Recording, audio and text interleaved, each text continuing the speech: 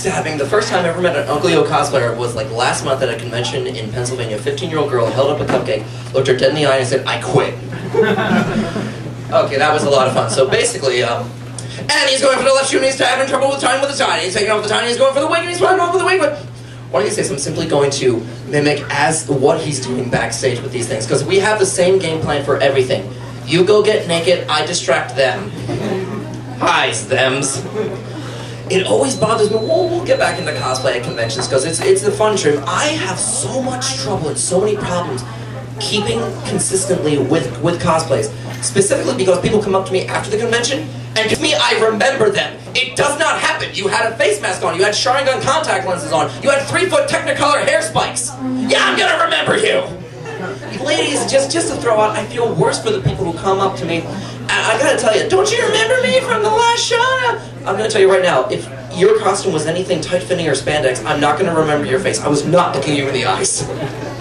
I simply talk to girls as if they're dressed up like their characters. You come up to me dressed like Shakespeare's Romeo, I'm gonna pull you aside and stay away from that and tell you to stay away from that Capulet bitch. I've read the fanfic, it does not work out well, honey. Romeo x Juliet. Where's the X? It's silent, like in Holic. Or the plot from Triple X. Anyway, I want you guys to be aware, next week at Best Buy, they're releasing a new updated version of Transformers 2 on Blu-ray, now with plot. Too soon. Not soon enough. We're wrapping up 2009 pretty well. I want to talk about the greatest news day that happened. It was a Friday.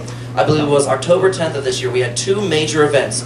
One, more points to our President Barack Obama, who received the Nobel Peace Prize for trying to pull out of two wars. Secondly, NASA finally attacked America's greatest threat, the moon.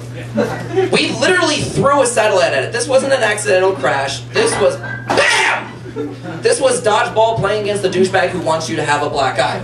I, of course, do not believe that these events are completely mutual exclusive, okay? There's a word for people who think that everything is geared by a gigantic conspiracy against them. It starts with a P. It's called perceptive. So the idea of Barack attacking the moon is to make it angry. This will be fine. We're pulling on a two war so that America can focus on nations so big they have their own gravitational pull. We threw something at the moon to make a crater, because it doesn't have enough to begin with. We wanted our own. Bam! We already have a flag up there. We're this close to getting a Starbucks up there. We're waiting for water to pool on the surface, which is cool for the moon. But the question is, who's going to bring it back? Because a planet that's 80% water does not have enough. Aquafina is apparently running low. We need to do some restocking. And I guess Barack saw the second season of Gurren Lagann. His goal is very simple. Get his wife, Michelle, up there, have her pilot the moon mecha, and really rain down on Afghanistan next year. They're going to look up and think their last days are like Majora's Mask. That is the goal, because apparently Barack is Team Edward. He does not like the moon. Which means the CIA has now captured and has begun waterboarding every other Sailor Scout, and Joe Biden himself has hooked up a car battery to Tuxedo Matt's scrotum. Psst, tell me the secrets of the moon! Psst. Where's the Millennium Crystal? Psst, not so tough without your roses, are you? Oh my God. No, God can't help you here. Is this better? Am I pretty yet? You are always pretty in my eyes. Oh, Carl. Alright, so who's ready for some more live entertainment? Okay, so we now have two very special musical guest performers. Just so I know, show of hands, who here was at Renny Memoria's most recent Maid show? Okay, you will remember this next performer as the opening act from that particular show. Ladies and gentlemen, I would like to welcome to the stage, dressed as Ronka Lee from Macross Frontier, Emi. Sorairo Days!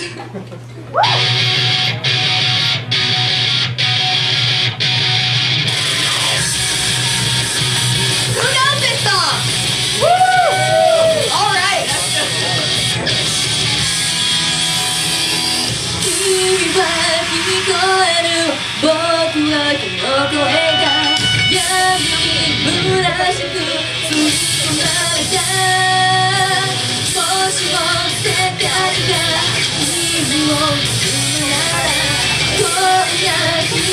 しも無駄ではない憧れを過ごされて諦めてたんだ果てしない空の色を消さないで走り出した思いが今でもこの胸で確かに咲いてるから今日の僕をこの先に続く生まれてきた明日に気づいてゆく答えはそういつもここにある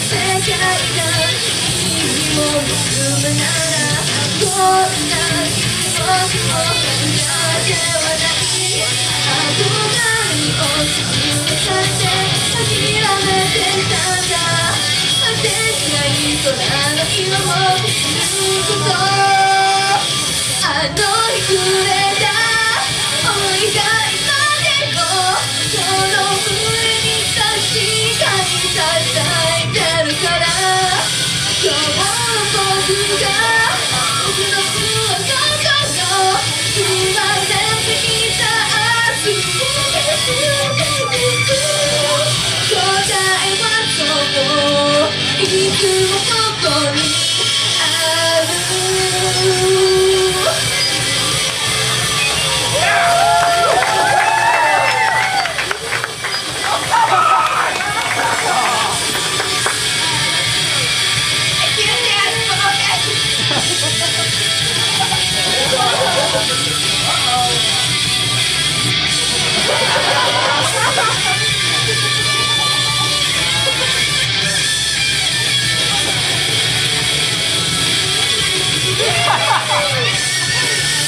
すべてがまるで当たり前みたいだった遅い日々がまだ終わらないそして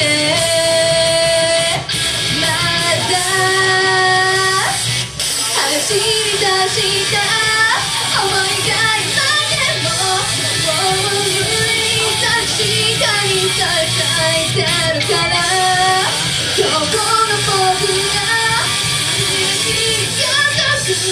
生まれてきた明日に気づいてゆく答えはそういつもここに